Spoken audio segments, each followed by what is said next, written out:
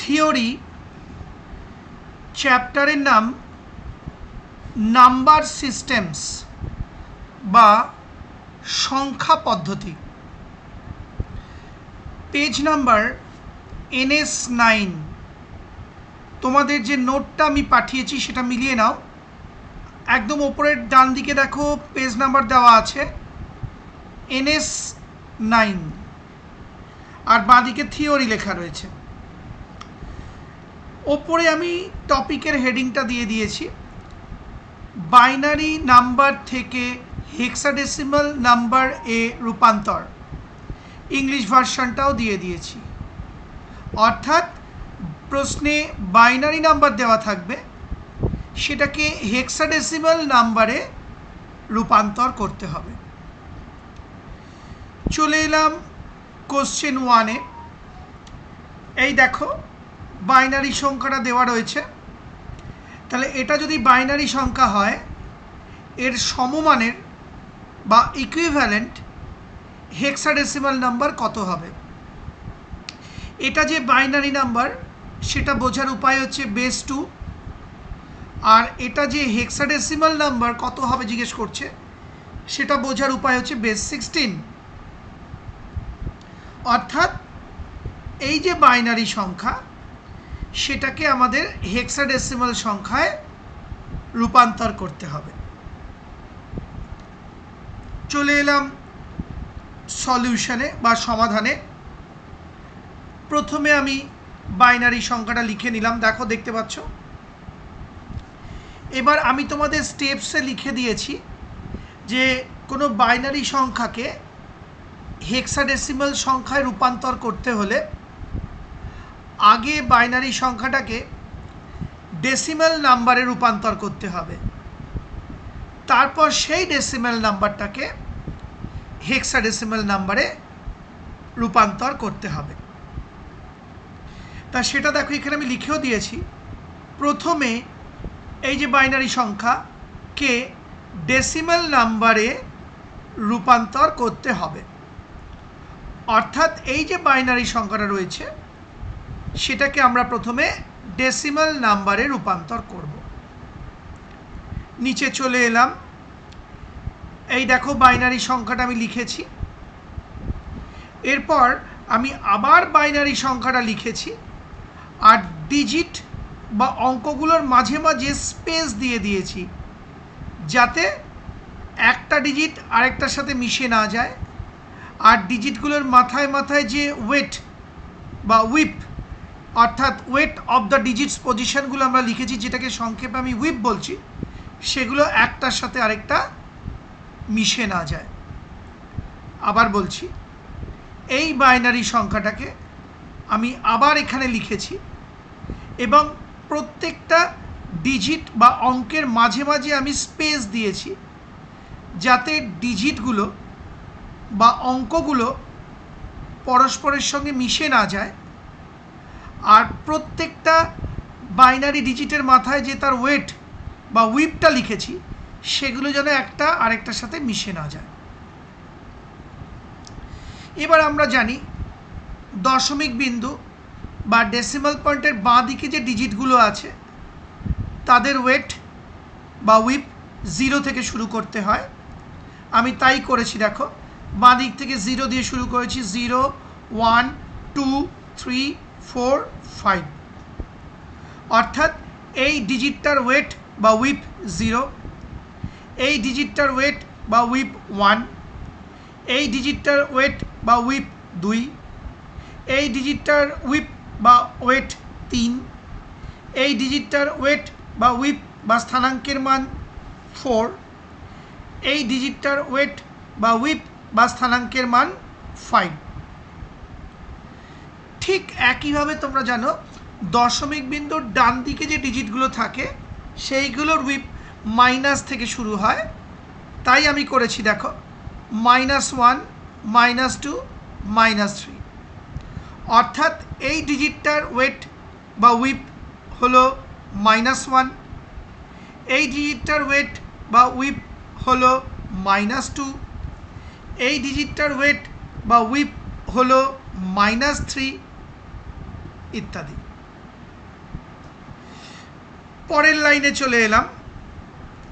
এবার এই যে এই লাইনটা বলছি। এবার আমরা একটা পুরনো ফর্মুলা ইউজ করছি, আমি প্রথম থেকে এই ফর্মুলাটা তোমাদের বলছি। সেটা হলো digit into base of binary two the power weep plus digit into base of binary two the power weep plus digit into base of binary two the power weep plus এইভাবে চলতে থাকছে। অর্থাৎ ডিজিট মানে এই যে 1টা লিখলাম, into base of binary মানে 2, তার 5 মানে হচ্ছে এই উইপটা এখানে লিখলাম, প্লাস ডিজিট অর্থাৎ এই 1টা এখানে লিখলাম, ইন্টু বেস অফ বাইনারি মানে 2 আর এই উইপটা এখানে লিখে দিলাম, plus digit into base of binary অর্থাৎ 2 আর এই যে উইপটা 3 সেটা এখানে লিখে দিলাম, প্লাস ডিজিট অর্থাৎ এই যে ডিজিটটাকে এখানে লিখলাম, ইন্টু বেস অফ বাইনারি অর্থাৎ 2 আর এই যে উইপটা এটা এখানে লিখে দিলাম, প্লাস ডিজিট অর্থাৎ এই যে ডিজিটটা এটা এখানে লিখলাম, ইন্টু বেস অফ বাইনারি আর এই যে উইপটা এটা এখানে লিখে দিলাম,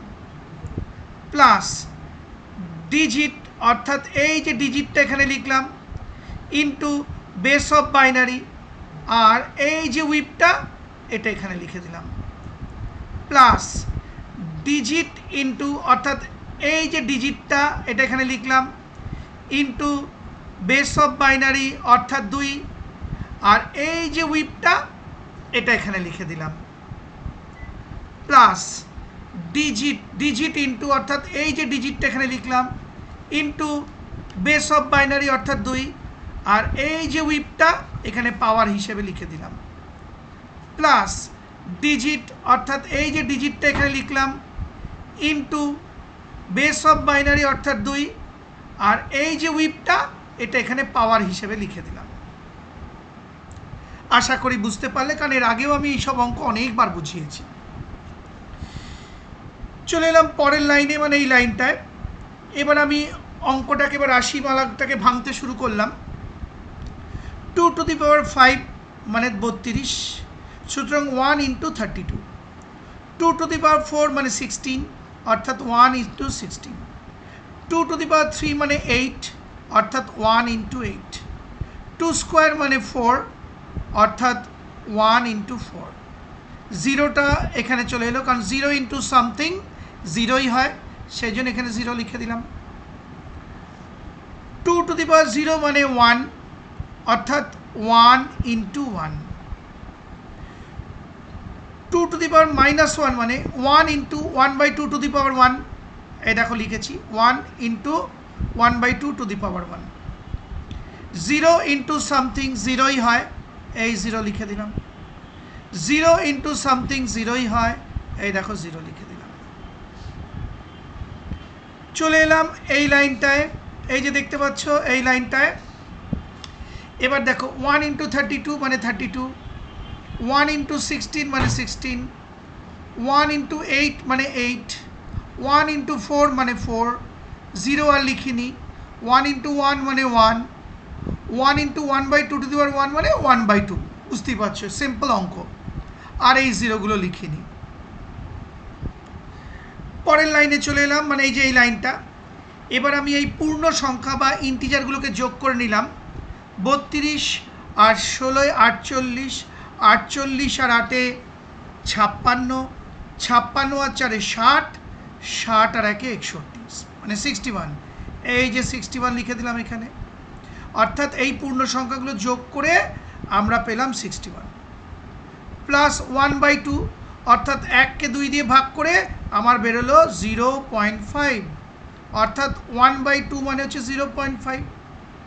সুতরাং 61 প্লাস 0.5 আমার উত্তর বেরোলো 61.5 অর্থাৎ 61.5 হোল টু দি বেস 10 অর্থাৎ আমার ডেসিমাল নাম্বার বেরিয়ে গেল। তার মানে এই যে বাইনারি সংখ্যা, এই যে বাইনারি সংখ্যা যেটা নিয়ে আমরা অঙ্ক শুরু করেছি, এই যে বাইনারি সংখ্যা, তাকে ডেসিমাল নাম্বারে রূপান্তর করে আমরা পেলাম 61.5। এইবার এই 61.5 ডেসিমাল নাম্বারটিকে হেক্সাডেসিমালে রূপান্তর করতে হবে। দেখো আমি পরের লাইনে লিখেও দিয়েছি। এবার 61.5 হোল টু দি বেস 10কে হেক্সাডেসিমাল নাম্বারে রূপান্তর করতে হবে। ইংলিশ ভার্সন আমি লিখে দিয়েছি।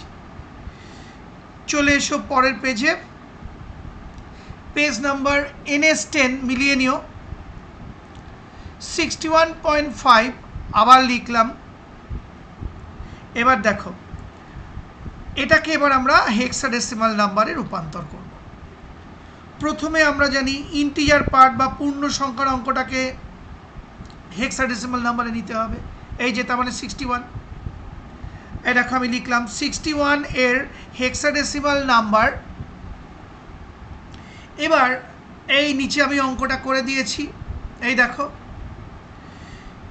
আমরা জানি ডেসিমাল নাম্বারকে হেক্সাডেসিমাল নাম্বারে রূপান্তর করতে গেলে সংখ্যাটাকে 16 দিয়ে ভাগ করে যেতে হবে যতক্ষণ না ভাগফল 0 আসে। আমি তাই করেছি। দেখো 61কে 16 অর্থাৎ হেক্সাডেসিমালের বেস 16 তোমরা জানো, দিয়ে ভাগ করেছি 0 আসলে থেমে গেছি। আর প্রত্যেকটা ভাগ অঙ্কের পর পাশে পাশে দেখো ভাগশেষটা লিখেছি। অর্থাৎ এটা হলো ভাগফল, এটা ভাগশেষ, এটা হলো ভাগফল, এটা তার ভাগশেষ। আর যেই 0 এসে গেছে থেমে গেছি। এই অঙ্ক আমি আগে অনেকবার বুঝিয়েছি তোমাদেরকে। এবার নিয়ম হলো ভাগশেষগুলোকে ধরতে হবে এবং নিচ থেকে ওপরে ধরতে হবে। আবার বলছি, ভাগশেষগুলোকে আমাদের কনসিডার করতে হবে বা ধরতে হবে এবং নিচ থেকে ওপরে ধরতে হবে। তা দেখো 3, নিচ থেকে ওপরে 3 প্রথমে লিখলাম, এই যে 3। আর 13 হচ্ছে হেক্সাডেসিমালের ডি। আবার বলছি, এই 3টাকে এখানে লিখে দিলাম। আর ডেসিমাল নাম্বারে 13 মানে হচ্ছে হেক্সাডেসিমালের ডি। তোমাদেরকে আমি চার্ট আগেই দিয়ে দিয়েছি, মিলিয়ে নিও। ডেসিমাল নাম্বারে 13 মানে হেক্সাডেসিমালের ডি। অর্থাৎ 61 এর হেক্সাডেসিমাল নাম্বার হলো 3D। এবার আমাকে 0.5 অর্থাৎ ফ্র্যাকশনাল পার্টটাকে নিয়ে কাজ করতে হবে বা ভগ্নাংশের অংশটাকে নিয়ে কাজ করতে হবে। এই যে আমি মাউস পয়েন্টার বোলাচ্ছি, নিচে দেখো আমি 3টে হেডিং করেছি। ফ্র্যাকশন ইন্টু 16 কেন? কারণ হেক্সাডেসিমালের বেস হচ্ছে 16 আর আমরা হেক্সাডেসিমালে নিয়ে যাচ্ছি সংখ্যাটাকে। আর ইন্টিজার পার্ট অর্থাৎ ভগ্নাংশ গুণ 16 হচ্ছে হেক্সাডেসিমাল নাম্বারের বেস। আর ইন্টিজার পার্ট অর্থাৎ পূর্ণ সংখ্যার অংশ। এবার আমি এই যে ফ্র্যাকশনাল পার্টে আছে যেটা 0.5, সেটা এখানে লিখে নিলাম। এবার 0.5 ইন্টু 16 অর্থাৎ 0.5 এর সাথে 16 গুণ করা হলো, উত্তর বেরোলো 8.0। আর আমরা জানি ভগ্নাংশের অংশটা লিখতে নেই, ইন্টিজার পার্ট অর্থাৎ পূর্ণ সংখ্যার অংশটা লিখতে হয়। তাহলে সেই দেখো এখানে পূর্ণ সংখ্যার অংশ হচ্ছে 8, তা সেই 8টা এখানে লিখলাম। আবার বলছি, 0.5কে হেক্সাডেসিমালে বেস অর্থাৎ 16 দিয়ে গুণ করা হলো, গুণফল বেরোলো 8.0। এবার পূর্ণ সংখ্যা বা ইন্টিজার পার্টটাকে নিতে হয়, তা সেটাই দেখো 8টাই এখানে লিখেছি। এবার ফ্র্যাকশনাল পার্টে 0 বেরিয়েছে, তা এই ফ্র্যাকশনাল পার্টে 0 বেরোলে আর গুণ করে লাভ নেই, কারণ প্রতিবারই গুণ করলে 0ই বেরোবে। আবার বলছি, ফ্র্যাকশনাল পার্টে 0 বেরোলে তাহলে আর পরবর্তী লাইনে গুণ দেখিয়ে লাভ নেই, কারণ 0কে তুমি যার সাথেই গুণ করবে 0ই বেরোবে। সুতরাং বারবার বলছি, যেই ফ্র্যাকশনাল পার্টে 0 চলে আসবে থেমে যাবে। তা আমি এখানে স্টপ করলাম, শুধু এই 8টাকে অর্থাৎ ইন্টিজার পার্টটাকে এখানে লিখে দিলাম, কাজ শেষ। অর্থাৎ 61.5 হোল টু দি বেস 10 হলো 3D.8। অর্থাৎ এই যে 61-এর যে হেক্সাডেসিমাল নাম্বার বেরিয়েছে 3D, ওটাকে এইখানে লিখলাম। আর এই 8টাকে এখানে লিখে দিলাম। আবার বলছি, 61-এর হেক্সাডেসিমাল নাম্বার আমরা নির্ণয় করেছি 3D, সেই 3Dটাকে এখানে লিখলাম আর পয়েন্ট দিয়ে 8টাকে এখানে লিখে দিলাম। তার মানে 61.5 হোল টু দি বেস 10, অর্থাৎ এই ডেসিমাল নাম্বারটার হেক্সাডেসিমাল নাম্বার হলো 3D.8 whole to the base 16। তার মানে আমাদের আসল অঙ্কটা ছিল এই যে বাইনারি সংখ্যাটা, এই যে দেখো আমি ওপরে নিয়ে যাচ্ছি, এই দেখো এই ছিল আমাদের আসল বাইনারি সংখ্যাটা যেটাকে হেক্সাডেসিমালে নিয়ে যাওয়ার কথা। তাহলে সেই আসল বাইনারি সংখ্যাটা লিখে দিলাম আর এইটাকেই আবার এখানে লিখে দিলাম। কেন? কারণ এই বাইনারি সংখ্যাটাকে আমরা প্রথমে ডেসিমালে নিয়ে গিয়ে এটা পেয়েছিলাম, এবার এই ডেসিমাল নাম্বারটাকে আবার হেক্সাডেসিমাল নাম্বারে রূপান্তর করে এটা পেলাম। তাহলে এই বাইনারি সংখ্যাটারই সমমানের বা সমমূল্যের বা ইকুইভ্যালেন্ট হেক্সাডেসিমাল নাম্বার হলো এইটা। আরেকবার বলে দিচ্ছি, এই বাইনারি সংখ্যাটাকে ডেসিমাল নাম্বারে রূপান্তর করে আমরা পেয়েছিলাম এইটা, এটাকে আবার হেক্সাডেসিমালে রূপান্তর করে আমরা পেলাম এইটা। তার মানে এই যে বাইনারি সংখ্যাটা এরই ইকুইভ্যালেন্ট বা সমমানের হেক্সাডেসিমাল নাম্বার হচ্ছে এইটা। আশা করি বুঝতে পারলে। সেই সঙ্গে আমার এই ভিডিওটা অর্থাৎ বাইনারি নাম্বার থেকে হেক্সাডেসিমাল নাম্বারে রূপান্তর দেখিয়ে কোশ্চেন 1 ভিডিওটা শেষ হলো।